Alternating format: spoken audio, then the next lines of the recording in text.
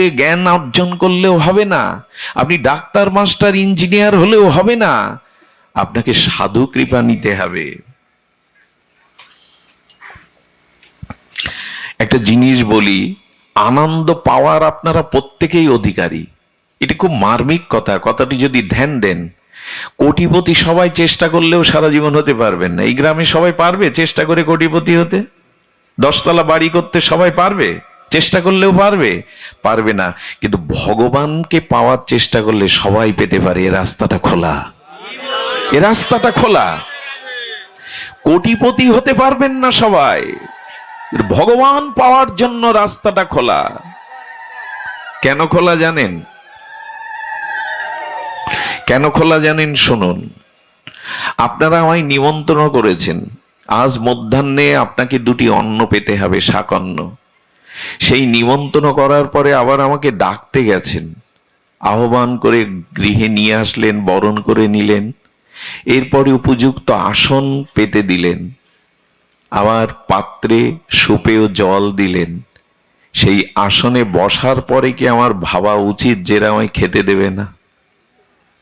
এটা ভাবা উচিত? একটু কথা বলুন, ঘুম আসছে অনেকের, ঘুমায়েন না। উচিত। আমাকে 2টো শাকন্ন দেবে বলেই তো নিমন্ত্রণ জানিয়েছে নাকি? আর নিমন্ত্রণ করে আহ্বান করে ডেকে এনেছেন বলে 2 মুঠো দেবেন বলে তো। আর সেই আহারের প্রস্তুতির জন্য তো আসন জলটা দিয়েছেন। এখন এই ভাবাটা অপরাধ সে আমাকে খেতে দেবে কিনা। গোবিন্দ বলছেন, তোমাকে আনন্দ দেব বলে, আমি তোমার হব বলে এই অনন্ত কোটি বিশ্ব ব্রহ্মাণ্ডে তোমাকে দুর্লভ মনুষ্য জন্ম দিয়েছি। সেই জন্ম দিয়ে ডেকে এনেছে এই পৃথিবীতে। জন্ম আমাদের ইচ্ছায় হয়নি। যদি মনে করেন বাবা মা আমাকে জন্ম দিয়েছেন, ভুল। অনেকেই তো দম্পতি আছেন, সন্তান চাইলে হয় সবার। তো কথা বলুন, বিয়ে করেছে, সন্তানের মুখে মা ডাক শুনতে চায়, সবাই কি পায়? কেন? স্বামী স্ত্রী আছেন, সন্তান নাই কেন? বলে জন্মটা বাবা মার হাতে না। কারণ কি জানেন? বাবা মা চাইলেই আমার জন্ম হয় না। খুব মার্মিক কথা শুনুন, পিতামাতা চাইলেই আমার জন্ম হবে, আপনার আমার হয়েছে তা না। ধ্যান দিন, মা যখন পিতার কাছে সন্তান বাসনা করে, প্রার্থনা করে, তখন পিতৃসত্তা ওই এক বিন্দু বীর্যের মধ্যে কোটি কোটি শুক্রাণু থাকে, অসংখ্য শুক্রাণু থাকে। আর মা আহ্বান করলে ওই পিতৃসত্তা এক বিন্দু বীর্যের মধ্যে কোটি কোটি ওই শুক্রাণুর একটা মার গর্ভে ওভাবে গিয়ে মেশে। ওই একটা ওভাবে শুক্রাণুকে গিয়ে আমাদের জন্ম হয়। কিন্তু আর যে কোটি কোটি, তাদের কি হয়? বললো তারা নির্জীব হয়ে ওখানে মরে যায়। যেগুলো মরে যায় তার মধ্যে তো আমি থাকতে পারতাম। যে শুক্রাণুগুলো মরে গেল, নির্জীব হয়ে গেল, ওর মধ্যে তো আমি থাকতে পারতাম। যেটা মার গর্ভে প্রবেশ করলো, ওটা ভগবানের ইচ্ছায় প্রবেশ করেছে আমাকে জন্ম দেবে বলে। জন্ম রহস্যটা জানলে ভগবানকে না ভালোবেসে পারবেন না। এবং গর্ভেই তো অনেক সন্তান মারা যায়, তাই না? 5 মাসে মারা যায়। ভগবান চাননি ওকে জগতে আনতে। একবার ভেবে দেখুন তো, জন্মটা আপনার আমার ইচ্ছায় হয় না। কারণ পিতামাতা রক্ত মাংসের পিণ্ড দেহটা দিতে পারে, আত্মা দিতে পারে পিতামাতা? একটু কথা বলুন, পারে কি? আত্মা পিতামাতার কোনো বস্তু নয়। আর ওই আত্মা আমার দেহে না থাকলে আমি গর্ভেই মরা, কোনো মূল্য নেই। পচা গলা এই প্রপঞ্চময় শরীরের আত্মা ভগবান দেয়, পিতামাতা দেয় না। আচ্ছা, আত্মা দেহকে ধরে রাখে না দেহ আত্মাকে ধরে রাখে? কোনটা? হ্যাঁ, আত্মা না থাকলে। আচ্ছা, কোন মৃত মানুষ নিজে নিজে দাঁড়াতে পারে? কেন? মুখ থাকলেও কথা বলতে পারে, চোখ থাকলেও দেখতে পারে। একবারও কি বুঝি আনন্দটা কে আমাকে কথা বলাচ্ছেন, কে দেখাচ্ছেন, কে খাওয়াচ্ছেন? একবারও কি বুঝি কে আমার ভেতর থেকে এইগুলি করাচ্ছেন? আত্মাই দেহকে ধরে রাখে, দেহের ক্ষমতা নেই আত্মাকে ধরে রাখার। তাহলে মরা মানুষের মধ্যে একটা আত্মা আমরা সংযোজন করে বাঁচিয়ে রাখতে পারতাম। আর উনি চলে গেলে কোনো সম্পর্কই থাকে না। একটা জিনিস আমাকে খুব দুঃখ দেয়, কারো ভাগ্যে যেন এমনটা না হয়, স্বামী মারা গেলে তার স্ত্রীকে স্বামীর পায়ের একটা অঙ্গুলি দিয়ে শীতের সিঁদুরটা মুছে দেয়া হয়। আমি এই দৃশ্যটা সহ্য করতে পারি না। কেউ মারা গেলে আমাদের ডাকে একটু নাম গীতা পাঠ করার জন্য, কিন্তু ওই দৃশ্য আমি দেখতে পারি না। বুকে শেলের মতো বিদ্ধ হয়। কেন? তার সৌভাগ্যের স্বরূপ সিঁদুরটা, শাখাটা ভাঙবে কেন? ভাঙবে কেন জানেন? ওর অস্তিত্বটা আজকে চলে গেছে। বলে দেহটা তো আছে, ওই পা থেকে চুল পর্যন্ত তার স্বামী তো আছে, থাকলে কি হবে? আজকে শাখা ভাঙতে হবে কেন? এই সৌভাগ্যের স্বরূপ চিহ্ন সিঁদুরটা মুছতে হবে কেন? বললো দেহ থাকলে কাজ হবে না, যিনি না থাকলে কিছুই থাকে না, তিনিই তো চলে গেছেন। একবার তার খোঁজ করেছেন? সারা দিন তো আয়নায় মুখ দেখেছেন, আমরা মুখকে পরিষ্কার করেছি, কই একবারও কি তাকে দেখলাম? সারাদিন স্ত্রী পুত্র বন্ধু বান্ধবকে ডাকলাম, একবারও কি তাকে ডাকলাম? সবার দিকে সারাদিন চেয়ে থাকলাম, হৃদয়ে যে তিনি আছেন তার দিকে একবার তাকালাম কি? এই হলো আমাদের দুর্দশা। এই কথাগুলো কথা না, মন্ত্রের মতো। উনি জগতে আমাকে 84 লক্ষ জলজ তারপরে স্থলজ উভয়চর খেচর এইসব জন্ম নিতে নিতে করুণা করে গোবিন্দ আমাকে মনুষ্য জন্ম দিলেন। যাও, তোমাকে মুক্তির দোয়ার স্বরূপ ভজনের জন্ম দিলাম, যাও। এবং আমাকে ডেকে এনে কি করেছেন জানেন? আমাকে জন্ম দিয়ে পিতামাতা দিয়েছেন, আমার স্নেহ মমতা ভালোবাসার দিয়েছেন, ঘর সংসার দিয়েছেন। এরপরে গুরু রূপে এসেছেন আমাকে কৃপা করতে, সাধু রূপে এসেছেন কৃপা করতে, হরিনাম রূপে এসেছেন আমাকে আনন্দ দিতে, সাধু রূপে এসেছেন আমাকে সঙ্গ দিতে, তুলসী রূপে এসেছেন আমাকে ভক্তি দান করতে, প্রসাদ রূপে এসেছেন আমাকে করুণা দিতে, তীর্থ রূপে এসেছেন আমার মনকে পবিত্র করতে, গঙ্গা রূপে এসেছেন আমাকে শুদ্ধ করতে। এত কিছুর পরেও যদি বলি ভগবান আমাকে কৃপা করছে না, পিড়েতে বসে এই আসনে বসেও বলছেন এ আমাকে খেতে দেবে না। আরে তোমাকে করুণা করবে বলেই তো মনুষ্য জন্ম দিয়েছেন, শুকর কুকুর করেনি, হিংস্র জীবজন্তু করেনি। তোমাকে কৃপা করবে বলেই তো এই সাধুসঙ্গ, ভাগবত গীতা, শাস্ত্র, তুলসী, প্রসাদ, বৈষ্ণব, চরণামৃত, তীর্থ, গঙ্গা এগুলি কেন দিয়েছেন? দিয়েছেন তোমাকে কৃপা করে তার করবেন বলে।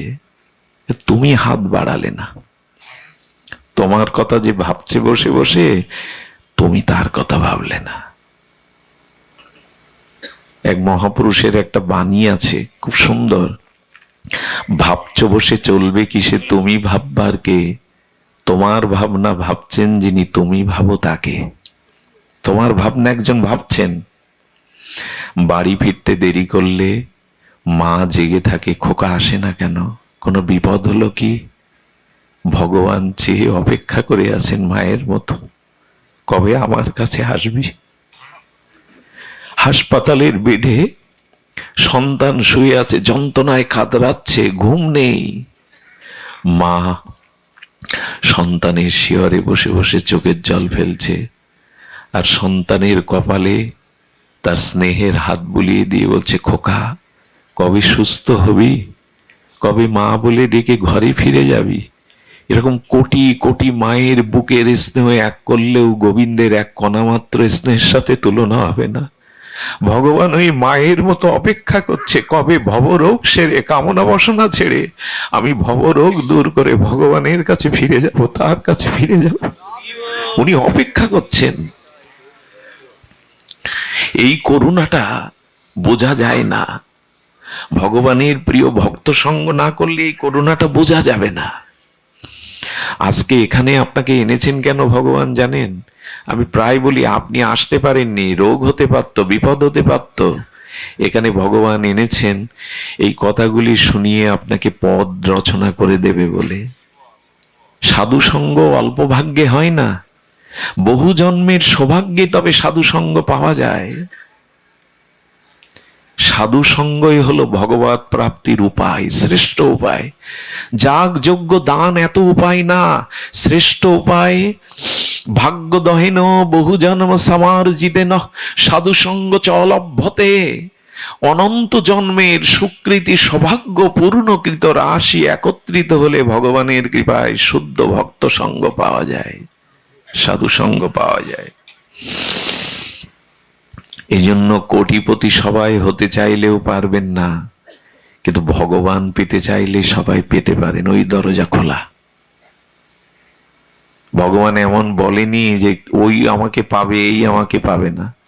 একটু সরল হও, একটু ভজনের পথে এসো, আমি তোমাকে দেখা দেওয়ার জন্য ব্যস্ত।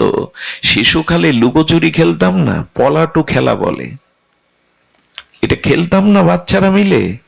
তো যিনি লুকাতেন, খেলাতে যিনি লুকাতেন, উনি কি চিরদিনের জন্যই লুকিয়ে থাকতেন? 24 ঘন্টার জন্য লুকাতেন? লুকাতেন কেন জানেন? ও আমাকে খুঁজে নেবে, এটাই তো খেলা, এটাই তো আনন্দ। সামনে থাকলে আনন্দ নেই, খুঁজে নেওয়াটাই আনন্দ। ভগবান বলছেন তোমাকে দেখা দেওয়ার জন্যই আমি দেখা দেওয়ার জন্যই ব্যাকুল।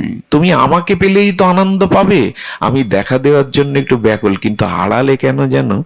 কারণ খুঁজে নেওয়ার মধ্যে আনন্দ। এই সাধু সঙ্গে, হরি নামে, হরি কথায় আমাকে খোঁজো, খুঁজার মধ্যেই আনন্দ। আর যিনি লুকান তিনি দেখা দেওয়ার জন্য ব্যস্ত হয়ে যান। একটু বিলম্ব হলে, খুঁজে না পেলে উনি সংকেত দেন, ইশারা দেন। ভগবান এই সাধু সঙ্গে এসে ইশারা করেন, সংকেত দেন, আমি একটু লুকিয়ে আছি, আমাকে খুঁজে নেওয়াই আনন্দ, একটু খুঁজে ফেরো, সাধু সঙ্গ আমাকে খুঁজে নাও।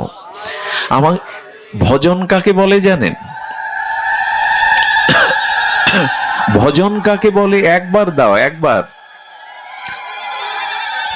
ভজন কাকে বলে জানেন? একবার দাও মা, একবার দাও। ভজন কাকে বলে? হারানো বস্তুকে খোঁজার নাম হলো, শুনেছেন কি কথাটা? ভজন কাকে বলে? যাকে হারিয়েছি তাকে খুঁজে ফেরার নাম হলো ভজন। তাকে খুঁজতে হবে। যাই হোক, সময় চলে যাচ্ছে। আমি বলি কি, সংসারের কামনা বাসনা, বিষয় ভোগ বাসনা আর বাড়িয়েন না।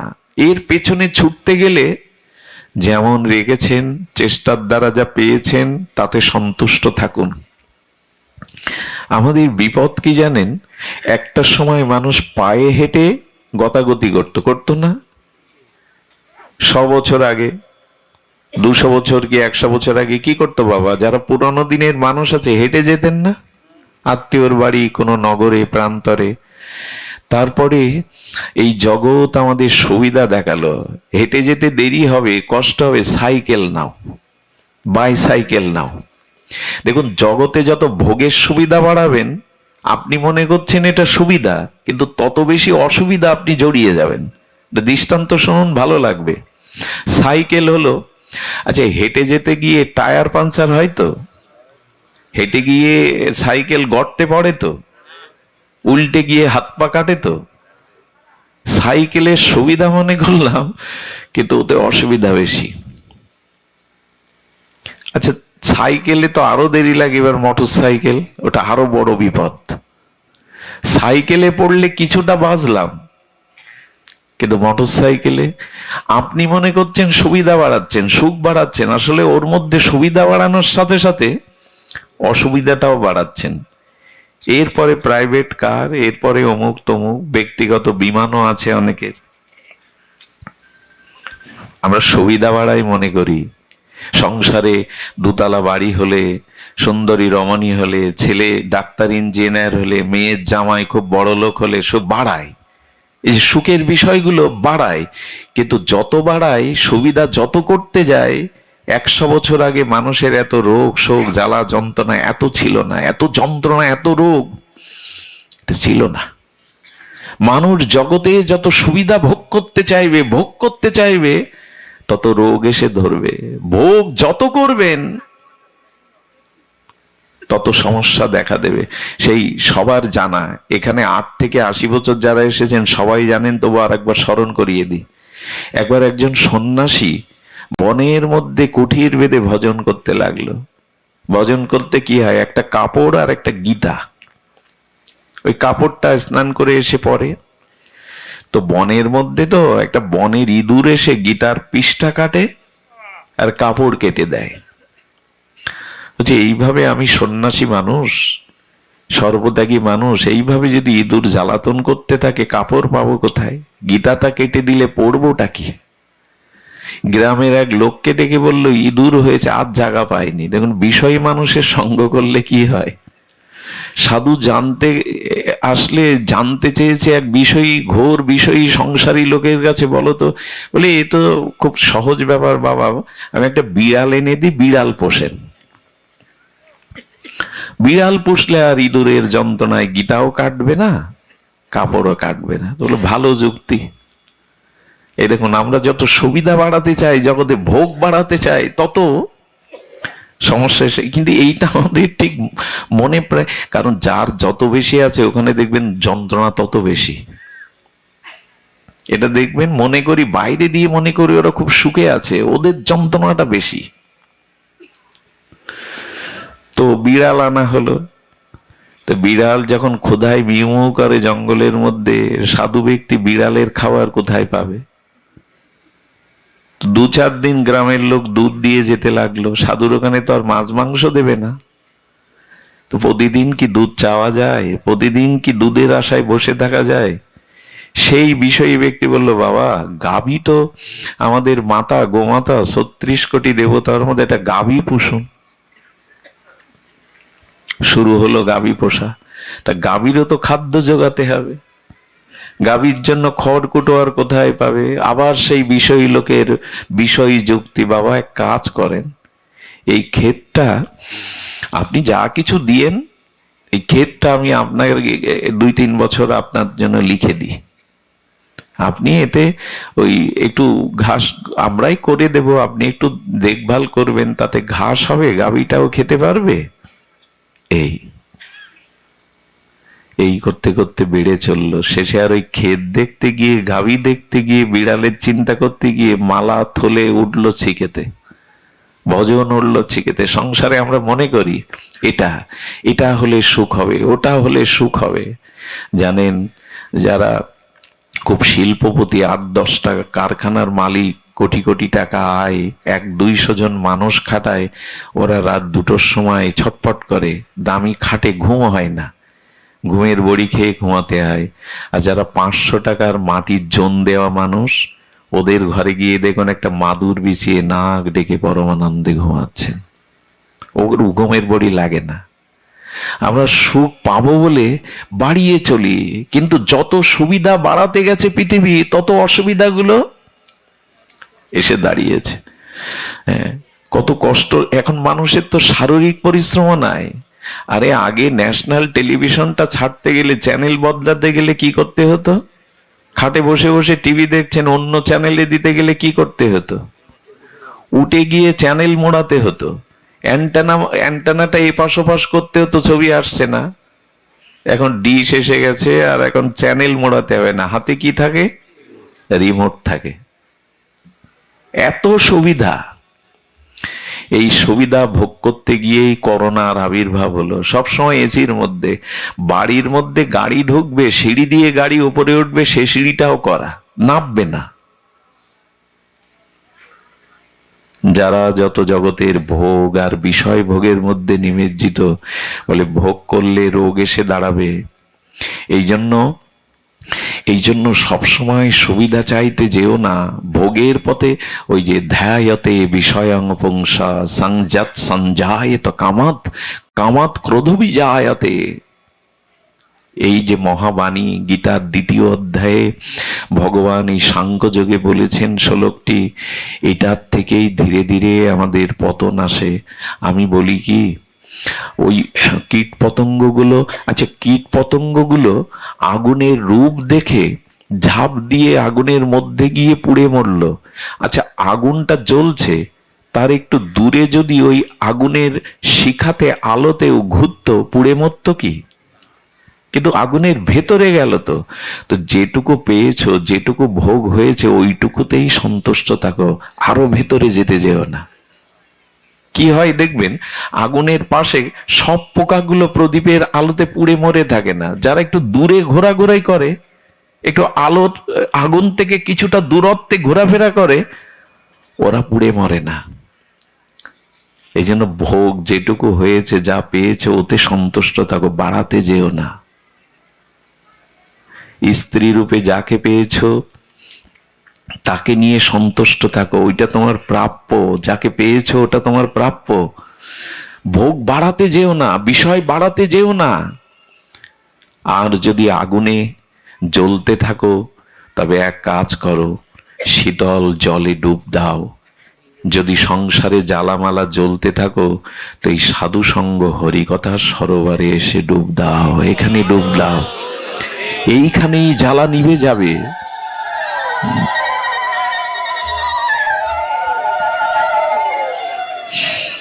এইখানেই জ্বালা নিভে যাবে। কিন্তু আমাদের জ্বালা নিভছে না কেন জানেন? খুব ভালো করে ধ্যান দিন, কথাটি আজকের সার কথা।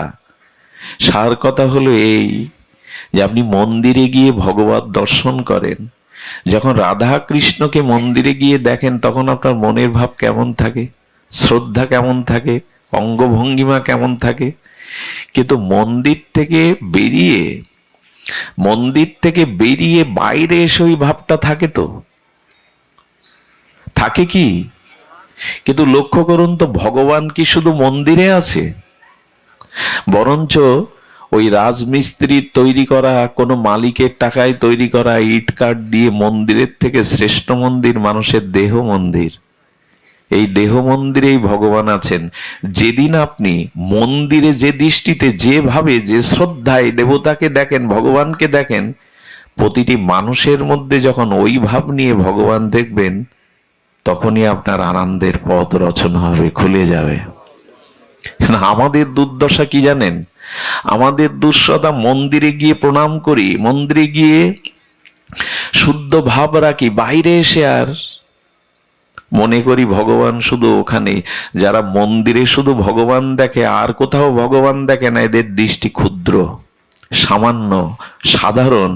যারা সবার মধ্যে ভগবান আছেন এটা দেখেন, এদের দৃষ্টি অসাধারণ। এরাই ভগবত প্রাপ্তির অধিকারী। আমাদের কি যন্ত্রণা দেখুন, পথে ফুল পড়ে থাকতে দেখলে জুতো দিয়ে ফুলটা মারায় না।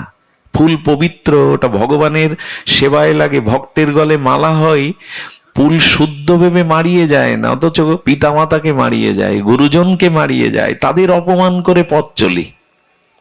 সাধুগুরু দেখলে টিটকারি করি, বৈষ্ণবের হাতে মালা দেখলে, মালা তিলক দেখলে কুটুক্তি করি। ফুলকে মারিয়ে যায় না, এদেরকে মারিয়ে যায়। এ কোন বুদ্ধি?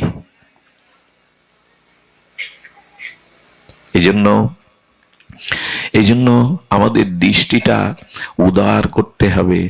একটা জিনিস বলি, অপরের ভালো যতদিন না দেখতে শুরু করবেন, ততদিন আপনার ভালো হবে না। এই কথাটি আজ এখান থেকে লিখে নিয়ে যান হৃদয়ে। অপরের ভালো না দেখলে, অপরের ভালো না চাইলে আপনার ভালো হতে পারে না।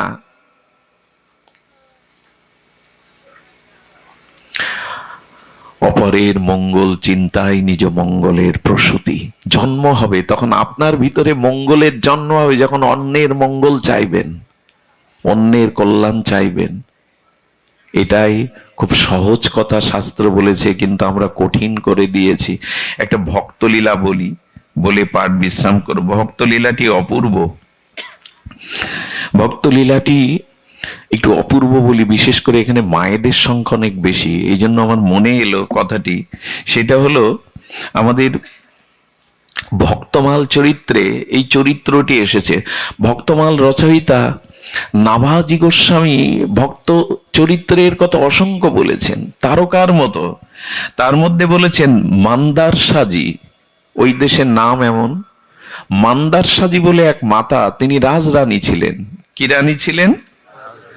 রাজরানী ছিলেন। কিন্তু তিনি গুরু কৃপায়, সাধু কৃপায় এমন একটা প্রজ্ঞা জ্ঞান লাভ করেছিলেন, তিনি রানী হলেও তার পতিদেবতা নৃপতি রাজাকে বললেন, রাজা,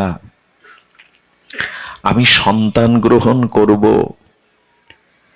তবে এমন সন্তান গ্রহণ করে এমন ভজন শিক্ষা দেব যাতে আমার গর্ভই তার শেষ গর্ভ হয়, আর কোনো মার গর্ভে যেন তাকে জন্মাতে। কত বড় কথা বলো তোমা। এই মন্দার সিজি বলছেন তার স্বামীকে, আমি এমন সন্তান সাধনার দ্বারা, আরাধনার দ্বারা, সংযমের দ্বারা, তপস্যার দ্বারা আনবো, যাতে আমার গর্ভই তার শেষ গর্ভ হয়, পুনরায় যেন আর কোনো গর্ভে তাকে। এরকম ভাবেন তো আপনারা মা? আর যেন এই জন্ম মৃত্যু চক্রে না আসে। একটা কথা বলি, মাতা না সৎসৎ, পিতা না সৎসৎ। ভাগবত বলেছে গর্ভধারিণী মা জন্ম দিয়েও মা নয় যদি সন্তানকে মৃত্যুর ওপারে পৌঁছে না দিতে পারে। রামপ্রসাদ একটা কথা বলেছেন, এই মাতৃ সাধক, প্রসব করলেই হয় না মাতা, যে না বোঝে সন্তান। এইসব গানগুলো এখন কালী পূজায় বাজে না, এখন ডিজে বাজে, অশ্লীল গান বাজে। এই গানগুলো একসময় বাজতো, আর এই শব্দগুলো কানে গেলেই মন নির্মল হয়ে যেত। দেখুন তো এই শব্দটা কেমন লাগে, আমার চেতনা চৈতন্য করে দে মা চৈতন্যময়ী। শুনলেই হৃদয় নাড়া দেয়, আমার চেতনা চৈতন্য করে দে মা চৈতন্যময়ী। এসব গান হারিয়ে গেছে আজকাল। কালী পূজা মানে, দুর্গা পূজা মানে অশ্লীল গান, অশ্লীল লাইটিং। আর একদিন কালী পূজা হলে তো সেখানে কনসার্ট, গানের নাচানাচি, গাওয়া গাবি। এই ধর্মের সামনে, দেবদেবীর সামনে আমরা যা শুরু করেছি, তাতে আমাদের মঙ্গল আর হয়েছে। মা বোন মিলে একটা ছোট্ট বাচ্চাকে স্টেজে তুলে হাতে তালি দেয়া হয়, ওই অশ্লীল হিন্দি গানের সুরে সুরে আমার ঘরের ছোট্ট মেয়েটা অশ্লীল নাচ শিখছে টিভিতে দেখে দেখে, আর আমরা হাততালি দিচ্ছি। কোথায় এই জাতির অধঃপতন হলে এটা হয়? একবার আমি গাড়িতে যেতে গিয়ে দুর্গাপূজার প্যান্ডেলে দেখি ছোট বাচ্চাকে অশ্লীল পোশাক পরিয়ে ডিজের গানে গানে অশ্লীল নৃত্য করানো হচ্ছে, ওইটুকু বাচ্চাকে। আর 200-300 লোক হিন্দু নরনারী হাততালি দিয়ে তাকে প্রশংসা করছে। সব শেষ হয়ে গেল। এই জন্য পূজা পার্বণের ক্ষেত্রগুলো অন্তত পবিত্র রাখুন। গান বাজনা দিন, ওটা সমাজে দরকার। খেলাধুলো, গান বাজনা, সংস্কৃতি না হলে সব নেশাগ্রস্ত হয়ে যাবে, ভুল পথে চলে যাবে। কিন্তু মায়ের সামনে এইসব করার অধিকার নেই আপনার আমার। জগৎ জননী মা ওই নিত্য অশ্লীল গান, কনসার্ট এইসব শুনতে আসে না জগতে। কে কাকে বোঝাবেন? কমিটির লোকজনই কি ভজন করে? যারা এই পূজা করছে তারা কি ভজন সাধন করে? তারা কি দীক্ষা শিক্ষা নিয়ে বুঝেছে যে ধর্ম কি বলেছে, গীতা ভাগবত কি বলেছে? তারা 10,000 লোক এক জায়গায় করতে পারলে এই কমিটি সার্থক হবে। তাই গান দাও, যা দাও, লোক জোগাড় করো। এসব দুর্দশার কথা বলি না, বলতে বলতে 9 বছর বয়স থেকে বলা শুরু করেছি, থামিনি, কিন্তু কাজ হয়নি।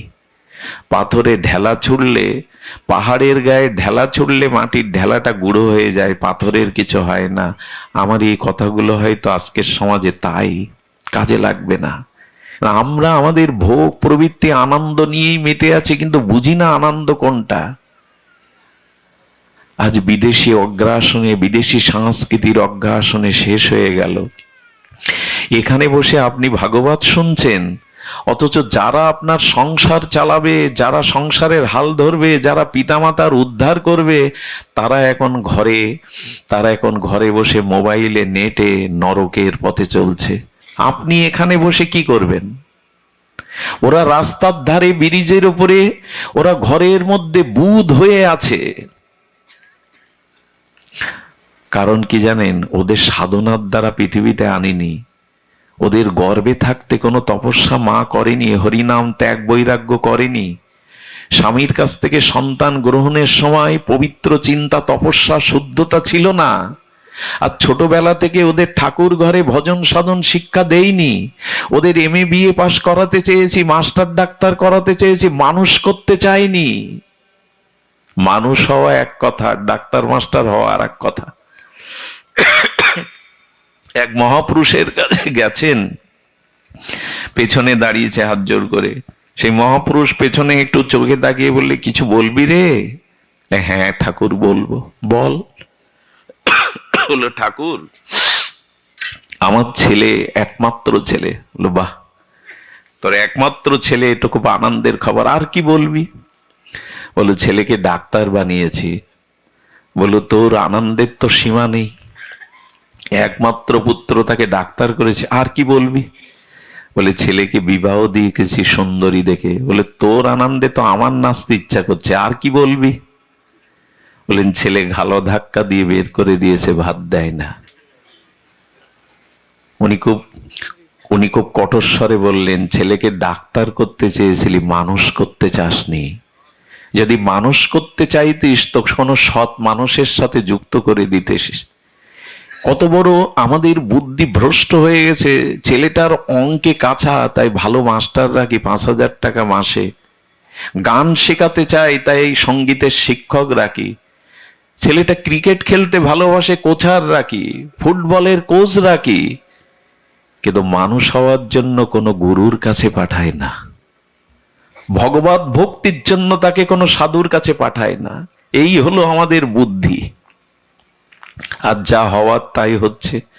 এত কালী পূজা, এত লক্ষ্মী পূজা, এত দুর্গা পূজা, অথচ আমার ঘরের লক্ষ্মী কোডে দাঁড়িয়ে ধর্ম বাবা মাকে অস্বীকার করে বলছেন ওর হাত ধরে আমি গাছতলায় থাকবো, তবু এই ধর্মে এই বাবা মার কাছে যাব না। কেমন লাগে দেখুন তো। ঘরের লক্ষ্মীকে শিক্ষা দিতে পারছেন না, ঘরের সরস্বতীকে রক্ষা করতে পারছেন না, হই হুল্লোড় করছেন অনেক। ওদের রক্ষা করতে গেলে বাড়িতে ধর্ম জ্ঞান দিতে হতো, ধর্ম চর্চা থাকতে হতো, গীতা ভাগবতের অনুশীলন হতে হতো। আমি যখন শিশু, আমার বাবা মা ভোর 4টেই উঠে ভগবানের আরাধনা করতে গিয়ে ওই ভোরে ঘুম থেকে আমাকে কোলে বসিয়ে রাখতেন। প্রদীপের আলোতে আমার পিতা আমাকে ছোটবেলায় গীতা হাতে তুলে দিয়েছিলেন। মরার সময় বলেছিলেন গীতা সাধুসঙ্গ এগুলো ছাড়িস না, এগুলো বাঁচবার উপায়।